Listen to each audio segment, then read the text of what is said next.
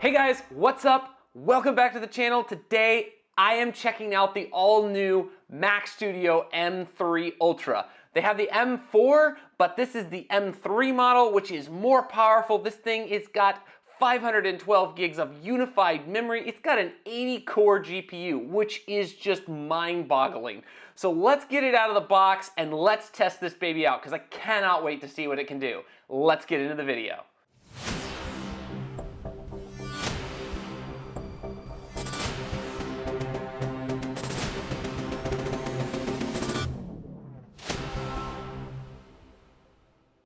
All right, so I've got the Mac Studio plugged into my big monitor over here.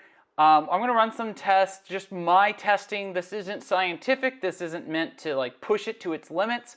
I mean, this thing is a beast of a machine. And so I'm just gonna see what I can do with it because I've never had a studio and I'm kind of interested for myself, like what would this be like in my setup? So maybe something like where I could connect Rust Desk to and have multiple users and use like a MacBook Air or maybe my M2 Pro Max and have this as like the base machine. And so one of the first things that I wanted to test here is I have a Synology NAS that has a 10 gig port. And one of the biggest problems that I have is I transfer a lot of 8K footage and 8K footage is massive. Now I don't do anything log or raw. I do a lot of the 10-bit 8K internal for the Z9 over here, and so it's still rather large. For instance, the file that I transferred here, that I did the test on, is like only a couple minutes, I think, and it's like over 3 gig. So it's not a lot of time and a ton of storage. But it's really slow to transfer. So I've got a 2.5 gig USB-C Ethernet port, and that's pretty good. And that has cut my transfer time down to probably at least 50% of what it was, I'd say. So for instance, transferring just over my Wi-Fi network from the Synology NAS here, you can see that I'm transferring this file. It's 3.31 gig, and this is going to take me about 2 minutes, 2 maybe 3 minutes, depending on what happens and stuff.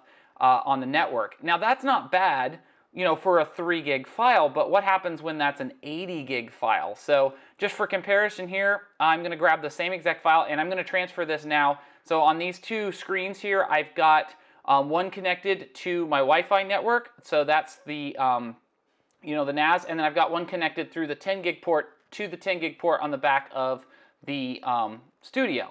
So I've got that and I transfer it. I'm going to go ahead here and I'm going to say just replace this file. And as you can see here, the same exact file transfers in 5 seconds. So I went from like 2 to 3 minutes of transfer time to 5 seconds. That is mind-boggling to me. And that is really, really cool and very useful in my workflows.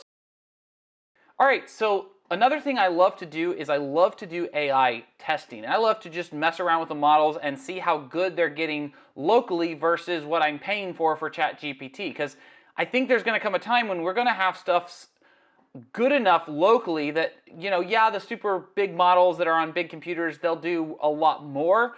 But for everyday tasks, I might not have to pay for ChatGPT anymore. And that would be $20 a month, and if you're paying for the Plus or whatever it is, that's $200 a month. So, I mean, that could be a savings if you could end up at a level where you don't have to pay for that anymore. So the two apps that I use all the time and I love because they have built-in servers so you can do local hosting and API calls and all that different stuff is LM Studio and JanAI. I love those two apps. And then I also tend to download Ollama just for some basic, because that also has, stuff you can do through the terminal. So if I'm doing more terminal-based stuff, I might use Ollama and it's just a little bit less overhead because I'm not running a full-blown application. So those are the 3 that I use, and you can check them out at their different sites. But I went ahead and I tested out some local AI models. Now, the first thing I wanted to do is I really wanted to test DeepSeek locally. So I went ahead and I went up here into LM Studio and I went ahead and downloaded this Q8 713 gigabyte R1 model. Now it says right off the bat that this is too big for my system. But I wanted to see, could it run? Is it possible? You know, this is the 671 billion parameter model, and I wanted to know, is this something I can run? Now, for reference, this is a Q8. That's all the information that they had on this model when I pulled it down. It is a 250 by 20 billion parameter. So that just gives you some of the specs. You can see them right here. That's what I've got. I did go ahead and tweak some of the GPU offloading and the CPU offloading just to see, what that can do, and then keep it in memory. Now, another thing that I did is that I went ahead and also tried to give the system as much of the unified memory as possible. So there's a command you can run, and you'll see it here in a second, and that gives you the ability to allocate basically how much of the RAM, because macOS kind of reserves some and keeps some safe, if you will. And I wanted to basically leave myself 16 gigs of system RAM, and then the rest I wanted for the model. Now, as you can see here, I fired this up, and it did actually load up, which I was impressed with. But as you can see, I ask it high. My RAM utilization is at 486 gigabytes, and then my CPU is spiking all over the place. I mean, 1,000% of the CPU is nuts. So it did end up printing stuff out, as you can see here. It said, how can I, hello, how can I assist you? But I mean, that's 0.07 tokens per second. That is not usable, but it did not crash the system, which I was impressed with. One of the things in a lot of the testing I've done here is that I've not been able to get this system to crash. I have been able to get it to slow down. I have been able to get it to tell me, hey, there's one moment, and I was doing it with DeepSeek, I believe it was, where I removed all the safety features in LM Studio, and I basically said, what can I do? And I threw the tokens all the way up to max or real close, something like that. And I'll show it here in a second. And that was something that just was hilarious to me, because I watched the RAM go up 100 gig, 200 gig, 400 gig. It hit 500 gig, and I'm going, it's got to stop, right? And it went up to about, I think, 750 gigs, somewhere around there. And then finally threw an error on the screen that said, hey, you idiot, this program is using up all of your RAM and then some. Please stop it. But it didn't crash. That I was super, super impressed with. All right, so I went ahead and I downloaded a little bit smaller model just to test it out, see if I could get some more tokens per second. And I went ahead and downloaded this DeepSeek R1Q3KM model. So, it's a little bit smaller than what that other one was. And I wanted to see what kind of output could I get from that. And I did also tweak the GPU offload, the CPU offload, stuff like that. And I left it in memory. And when I ask it high here, I got 10.98 tokens per second, and that is not a bad response. It's not great. Definitely not breaking any token per second records, but it's okay. But then notice here, when I ask it to write the game of Snake in Python, this took forever, and it thought for 9 minutes, and then finally kicked out the answer to that, and that was not. It just kept going, and it was not worth the time. So I definitely recommend keeping your models a little bit smaller if you're wanting to have more use out of them. Now, I went ahead and I did go back, and I went ahead and reloaded that and tweaked a few more of the settings. So I went ahead and bumped up the GPU and CPU all the way just to see if it would spit out more and would get a little bit quicker. And it turns out that that also did not really increase anything too drastically, although it did actually print out the game, as you can see here, and I got 11 tokens a second. So not a huge upgrade to basically go full GPU, full CPU offload, all of that stuff. GPU offload and full CPU pool thread size. But again, it's usable, and it lets you get a little bit bigger of a DeepSeek model, which is nice. I do like that I can do that with this machine. All right, so I really wanted to test out the Llama 3.370 billion, because that's the quantized version of the supermassive 401 billion parameter model. And I was like, okay, I want to know how well that runs, because I really expected it to run a lot better on the studio. It's a 70 billion parameter model. It really should. And as you can see here, I was only getting 12.47 tokens a second. I did go ahead and go back in and test it again with the settings tweaked. So that did give me a little bit better response. So I got 12.48 tokens a second, but still not amazing as what I expected. So I kept tweaking it. I kept playing around with the different settings, trying to find out if there was a way that I could get more response out of it, and I really never got much over that 12 tokens a second for that Llama 70 billion parameters. I really felt like it should have done better. That was something that I really, for the horsepower this machine has, it really should have done a lot better in getting those models and loading them up.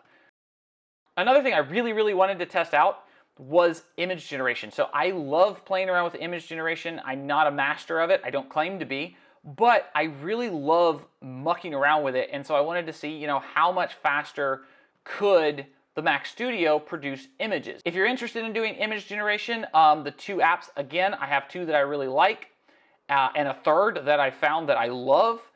But the two that I use is Diffusionbee and DrawThings. Now, Diffusionbee, you do want to pull down, again, the 2.5.3 version, and I'll leave a link to that in the description. That is the one that allows you to pull in Flux, and then you can download DrawThings from the App Store. And the cool thing about Diffusionbee is that it's really kind of a very simple UI to use, and as you can see here, I mean, they've got your models, FluxDev, FluxSnell, they've got other models that they've added available for download, and I'm pretty sure, I didn't do it in this test, but I'm pretty sure that you can add other stuff. So you can come in here, and I'm not going to go too in depth, I've done it in other videos, and but you can come in here, change it. Dev is your more advanced one, Snell is your quicker one, so I went ahead and put Dev on this because this is a bigger machine, should be able to handle more. You can select your photo style, you can, do a whole bunch of different things in here. And I went ahead, I do like Keras or however you say that word. You can also change the steps and how much, how that steps through the image. So steps are how many times it processes, if I'm remembering correctly. And so basically starts with a fully grained image, and then how many times that steps through and cleans up that image. So I went ahead and entered a prompt here, a rabbit in a snowy field, and this is a photographic style, just to see what it could do. And within a few seconds, after I realized that I had to stop and redo it because I hadn't actually selected it here, I did get something like really weird, but you'll notice that I had that set at like 2 steps. So I wanted to test this and show you like what's the difference if you only have 2 steps versus changing it to say something like 30 steps, which is more what you should do when you're doing image generation. And as you can see here, it gets through, and we're looking at the RAM here. It's only 28 gigs of RAM, which I really feel like there should be more RAM being used, but it is what it is. But that's a good image. That is a really good image. You can kind of tell that it's, AI generated, but it's a nice looking image. It is a rabbit. I understand that, it handles animals probably better than people. So again, I went ahead and I gave it another prompt here real quick. We'll run through, and, as that's processing, you can also do image to image. You can do text to image. You can do a ton of stuff in Diffusionbee, and I love this app. It's super simple. And here are some of the other images I did. So I did a rabbit in a field. I did like a cartoon rabbit here. I did more of like a CGI rabbit. And so I gave like a couple different models, like 3D rendering model, and tested out a few things. But here you can see this was like a cyberpunk type thing, and that is a good looking image. I mean, that is something I could use as, I don't know, fill in art. There's a lot of cool things you could do with this. So that is Diffusionbee. I'm not going to get too big into DrawThings. DrawThings takes a little bit more time and is definitely a lot more involved, I'd say. It also takes a lot longer to process an image versus Diffusionbee. So if you're interested in those, I highly recommend checking them out. They can run on pretty low-end hardware, so like the MacBook Air, for instance, that works great, and it worked really great on the Studio. So my new favorite image editor is ComfiUi, and not just images, but video too. This thing does everything, and it is incredible. So here I wanted to show you just a real quick generated photo. Again, I used the basic, it's the default text prompt that it gives you when you first load up the image generation here, and I am using a model that I pulled down from CivitAI. I highly recommend that site. There's a lot of different models up there. There's, ones for images, one for video. I mean, there's a lot of stuff up there, and it's all pretty much free. You have some of it's not, but I definitely highly recommend it. But you can see here, I mean, this thing generated this image in like no time. It just screamed through this generation. I love this thing. You can also go up to this other site, I said image, but it's imgsys.org, so imgsys.org, and that's going to give you like your top image generators currently, and so you kind of have an idea of what you're using. But as you can see here at CivitAI, you've got all these different models. You can download them. You want to make sure you click on the ones that are that do not have the paintbrush on them. If they don't have a paintbrush and they say checkpoint XL, usually that's a good sign, or checkpoint something without the paintbrush on the main screen. That's kind of how I've known, or that's kind of how I know which ones to click on, at least for me personally. You can also filter and do different things like that, but you can go in here and download them. Real Dream is a really pretty good model. It tends to generate people pretty well. So as you can see here, I'll go ahead and show you the Real Dream. I did download it, and I went ahead and said 8K realistic, beautiful scenery, nature glass, and as you can see there, I mean, that's a good image. That did really good. It is small. I didn't produce like super large ones, but you can up the size if you want, the height and the width, which will give you a little bit higher resolution image. And then I wanted to go ahead and test out to see how it would handle generating like a horse or a person. So I went ahead and said, samurai on a horse. It didn't get the samurai, it got the horse. But, it did a good job on the horse. The horse looks like a horse, so that's cool. So I went ahead and went over to my LM Studio and went ahead and ran a local prompt just to show you kind of what you can do here. So you can run local prompts, don't have to connect up to ChatGPT, and say, hey, I need a prompt to generate a realistic image of a samurai. So here it gave me that prompt. I went ahead and went back over, pasted that into the positive prompt. Now I don't have a whole lot in my negative prompt, you'll notice, and that is a bad thing. You definitely want to put a decent amount of things that you don't want to see in the negative prompt, because it will help you get a better image. I have noticed that in using ComfiUi. Like, I just have text and watermark, but the more you give it in its negative and also positive, the more you will get out of it. So just keep that in mind. So here you can see that I generated a 1024 by 1024 image, and right there, I mean, look at that. It did a pretty good job. I mean, it's definitely AI generated, but it did pretty good. It, fingers aren't in weird places. He's at least holding the sword what looks like pretty accurately, maybe in between his, index and middle finger, but, hey, who's paying attention to that, right? However, now I want to talk about video generation. So one of the things that I really wanted to test out, and I felt like this machine really should have had enough horsepower to do it, again, is the video generation. And I've tested out WAN 2.1.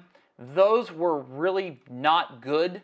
Much like my MacBook Air, I couldn't get WAN to work for some reason, and that is in ComfiUi. So the new app that I'm really beginning to just love is ComfiUi. It's super cool. There's a little bit of a learning curve to it. It's kind of a node-based system if you're familiar with working in that kind of an environment. And so you've got different nodes and you're linking them together and each thing does a different thing.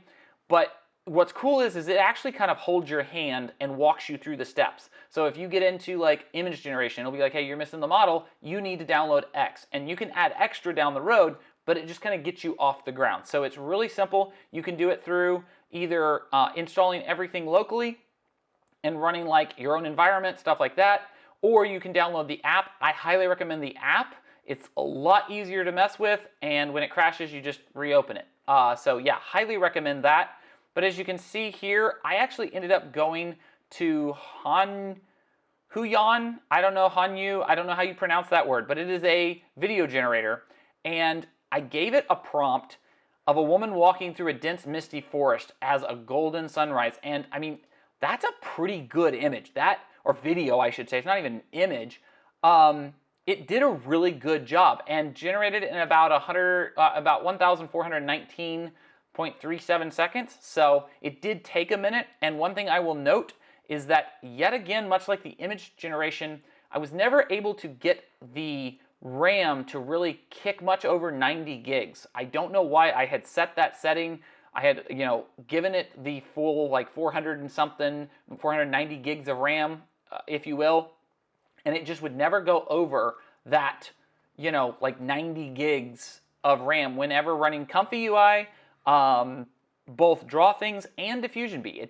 It never did it, and I could never figure out why. And I've still been testing it, but it's something that I think it may be that I'm not running on, NVIDIA hardware, because again, I hit CUDA errors and stuff like that running ComfiUi locally. It really had a hard time with a local install. I will say that's the one thing about the app, is it tends to handle all of that stuff really, really well. And so if you're worried about having to tinker with the terminal and get things working, definitely go the app route. But I'll go ahead and give you another example here of another video I generated off of this. And real quick, as you can see here, the Hanyun, I cannot pronounce this word. I am so sorry, I am butchering that. But it tells you like what you need to download. So the VAE, the text encoders, and then it also gives you the diffusion model. So it tells you what you need, and you can add extras just like the image generation down the road if you need to. All right, so here's another video that I generated off of this. And again, this is the Hun, I'm gonna call it Hun for now, or Han. And I did go ahead, I did find a setting where I thought I could tweak the RAM and everything, basically allocate out more RAM. So basically I said, hey, 16 gigs for the system, and then that's all I want you to worry about, and then go ahead and give me the rest of it. And still ComfiUi just would not kick over that, like basically 100 gig. It's always stayed right under 100 gig. But as you can see here, it generated the image with no problem and gave me a really awesome output. Honestly, I was impressed with what this model did. So here you can see this anime style girl with a massive finnick ears and big fluffy, tail. So it generated this video, and it's not bad, honestly. So I wanted to go ahead and test out something other than Huyan, and I'll go ahead and change that name like multiple times through the video because I don't know how to pronounce it. So I went ahead and tested out this TX model here, and this is where I got some really good video out of. I gotta say, I was really impressed with what it could do. It generated a video that was really good. So you can see here I've got the video with like the mist and the fog and that image, but this one is another prompt that I did, and I went ahead and, a woman with long brown hair and light skin, smiles, and you can see here you've got your negative prompts. It tends to help the model not produce the things that we're used to with producing people, so like deformed, distorted, disfigured, stuff like that, because it tends to get, 7 fingers and, 4 eyes, for instance. And you can see here, though, that, that image is really good. There's like a little bit of maybe it's generated with AI, like her mouth moves at the end, just a little weird. But honestly, for this, it's really good. And you can see it generated that in 92.30 seconds. So that is really, really cool. And I highly suggest checking this out. I did go ahead and also make another one just to kind of see how long that one would take with the model again. And you can see here that took 83 seconds. And again, really good quality, really nicely done. And I was really impressed with the output that I got from this. So that kind of wraps up the AI and the image generation. I didn't go super in depth.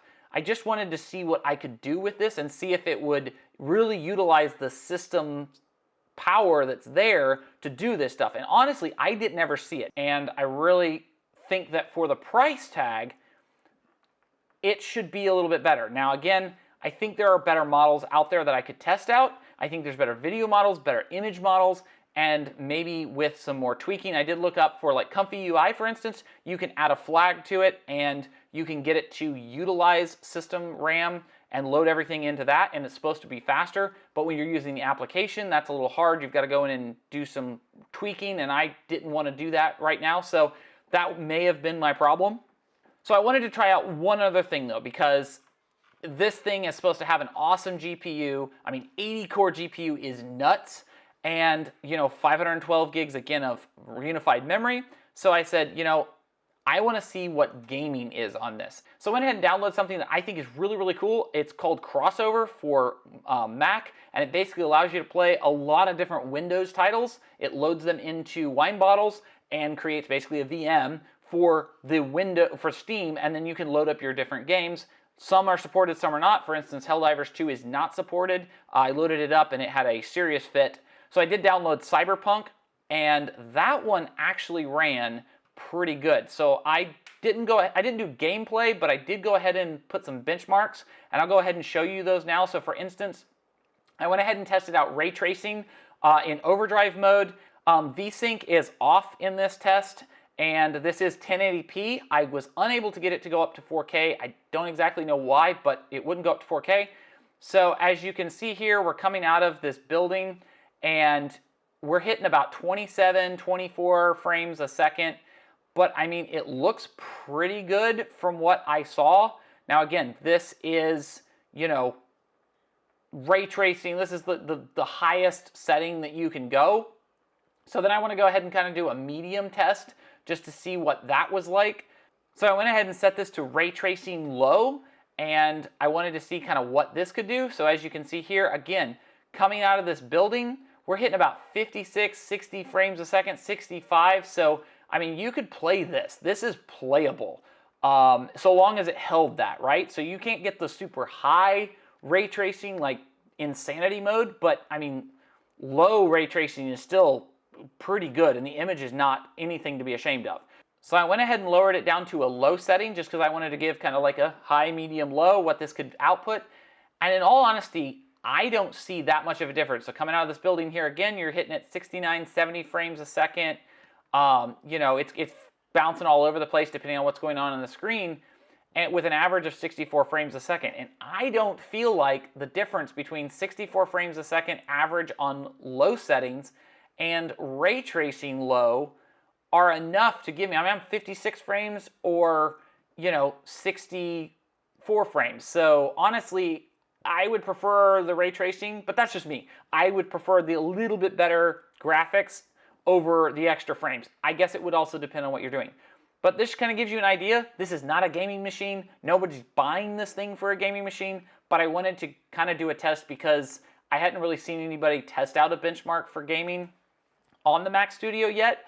And I was like, okay, I want to see what it can do. Now, again, that's just a benchmark test inside of, Cyberpunk, but it gives a pretty good idea of what you could obtain playing games on this. So if you're a gamer and also a 3D artist, maybe you are into AI, maybe you're a programmer, maybe you're a video editor, and you're editing 8K footage, and on the side you want to play some games, it can play games too. So kind of cool, and honestly, still not blown away by it. Honestly, my takeaway with the Mac Studio is that at least the M3 Ultra model, and I haven't tested out the M4 version, but for the price tag, I don't feel like it's worth the price tag that it is because of the things that it kind of misses. Now, obviously, I'm not putting this thing to its full test. There's things I'm missing. There's configurations I could do that would make this probably be a lot better. I'm not into 3D, graphic design. I'm not doing a ton of, 24 8K streams. I did actually do a test with some Raptor V footage, with some V-Raptor footage, 8K, and I went ahead and dropped that into DaVinci, and you can see here that I had no problem. This is an 8K timeline, and I had no problem, scrubbing through the footage, moving the footage around, color grading the footage, doing anything, testing out the effects, the video transitions, different things like that. And I mean, this is V-Raptor footage. Now, I don't own a V-Raptor, but I mean, come on. That's 8K. It is really good footage, and honestly, I'm surprised at how well it did. Honestly, I feel like I can do everything that I did with this on my MacBook Pro M2 Max, and honestly, go up to the M4 Max, and I don't feel like there's a reason to pay this amount of money. And the laptop is more portable, and it's just going to give me a lot more flexibility in the end. Now, for a home base station, if I owned a production like full-on production studio and I had multiple people working and maybe I needed this for running, multiple VMs and multiple, login stuff, maybe I would do that. I could see that being my use case for this. And then definitely with the 10 gig port, that is amazing. I did not test out the 10 gig port on the Mac Mini M4, but I highly recommend after using it here, if you are someone who's editing video and you have a 10 gig port on your NAS, if you're in the market to get a Mac Mini, get the M4 Mac Mini with the 10 gig port. It's worth the expense. Hook that thing up, use Wi-Fi for everything else, and then pull your footage off there. I mean, you can edit footage from the NAS almost in real time in DaVinci. I tested that out. I don't have any footage of that, but I tested it out. And I mean, there was hardly any noticeable lag between what was on the NAS and what I was doing in DaVinci. So it's almost like editing it from the machine itself, which is crazy, and I highly, highly recommend it. So yeah, that has been my review of the Mac Studio M3 Ultra. I really don't see a reason to drop 10 grand on this thing. I really do like it. I can see where it has its niche, and that's what I think it is. I think it's a niche product that if you are this person and maybe you have the money to just have the best thing possible, then yeah, this is a great machine and it can do a lot and probably a lot more than I got to test out and could do with it. But for the average person, for even, I would say like mid-level person, I don't think this is the machine. Maybe the base, M4, and I say base loosely, but the, regular M4 Mac Studio, yeah, that is maybe what I would look at for myself and in my house. Now, I definitely want that 10 gig port. I love the speed that I get and the editability that I now have and the ability to pull my footage off of the NAS like that. It's right there. I'm gonna get it, and I don't have to worry about transferring data anymore and setting the computer and walking away for 7 hours while I transfer 800 gigs of footage. So that is just something that is incredible to me. But I hope you enjoyed the video. This wasn't supposed to be super technical, super in-depth, just kind of giving you an overview of what I did, what I tested out, and I hope you enjoyed the video. If you did, leave a like, comment, subscribe, share, and we will see you in the next video.